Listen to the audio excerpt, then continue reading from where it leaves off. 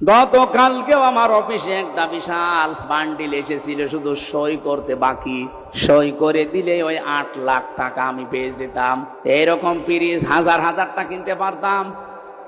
সেই ছোটবেলায় আমি আমার মায়ের কাছে, মাওলানার কাছে, ওস্তাদের কাছে আমি শিখেছি যে ঘুষ খাওয়া এটা হারাম। ওই দিন থেকে এই পর্যায় পর্যন্ত আমি আজও কোনো ঘুষ খাইনি। এই যে অন্যায় অবৈধটা আমার সমর্থ থাকার পরও আমি করি নাই, এই জন্য আল্লাহ অন্য দিক থেকে আমারে পুষিয়ে দিয়েছে। রব্বুল আলামিন আমার স্ত্রীকে বানিয়েছে আমার মন মতো আল্লাহওয়ালা। আমার সন্তানগুলো ঠিক আল্লাহ ওইভাবেই মন তৈরি করে দিয়েছে। যতটুকু দেওয়া হয় অতটুকুতেই তারা আত্মতুষ্টি, আত্মতৃপ্তিতে আছে। আপনি যদি হারাম ইনকাম করেন, আপনার স্ত্রী, আপনার সন্তানাদের মন ও আল্লাহ ঠিক ওই রকম করে দেবে। কে কথা বলছেন? এটাকে আমি বানালাম। সূরা তাহা 16 নম্বর পারা 19 নম্বর পৃষ্ঠা 13 নম্বর লাইনের 124 নম্বর আয়াতে এই তথ্যটা আছে। রব্বুল আলামিন বলেন, আমার বিধান বাদ দিয়ে যারা ইনকাম করবে, বলেন তো ঘুষ খাওয়া এটা আল্লাহর বিধানে আছে? হ্যাঁ বলেন বলেন।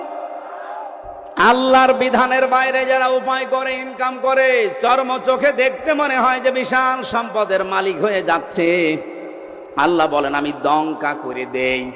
ওর জীবনের এই উন্নতিতে কোনো বরকত থাকে না। হ্যাঁ, হয়তো প্রতিদিন 2 লাখ টাকা করে আসবে ঠিক, কিন্তু 2.5 লাখ টাকা চলে যাবে এরকম রাস্তা বানিয়ে দেব। আসবে প্রতিদিন বৈধ অবৈধ ভাবে 2 লাখ করে, যাবে প্রতিদিন কত? লাভ হচ্ছে না লস হচ্ছে?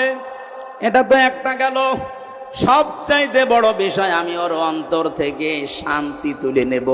এই দঙ্কা শব্দের ব্যাখ্যা হচ্ছে ওর জীবনের কোনো কিছুতে আমি শান্তি রাখবো না। ওর বউ চলবে ওর অবাধ্য হয়ে, সন্তান আদিগুলো নষ্ট হয়ে যাবে, কারণ এই প্রভাব পড়বে। হারাম ইনকাম করে যা খাওয়াচ্ছেন এই সন্তানগুলো হারাম হয়ে যাবে। এতটুকু আল্লাহ যদি শেষ করে দিতেন আয়াতই পড়তাম না। এর পরেরটা আরো ঝামেলা।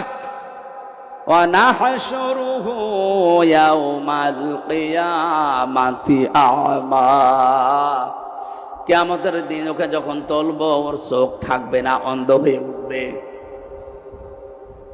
আমি আল্লাহর সামনে দাঁড়িয়ে বলবে, ক্বালা রাব্বি লিমা হাসারতানি আ'মা, হে আল্লাহ আমার তো চোখ ছিল, আমি অন্ধ কেন? রব্বুল আলামিন এবারে মানে কঠিন কথা জানালেন যে আমি ওকে সঙ্গে সঙ্গে ধমক দেব। ক্বালা কাযালিকা আতাতকা আয়াতুনা।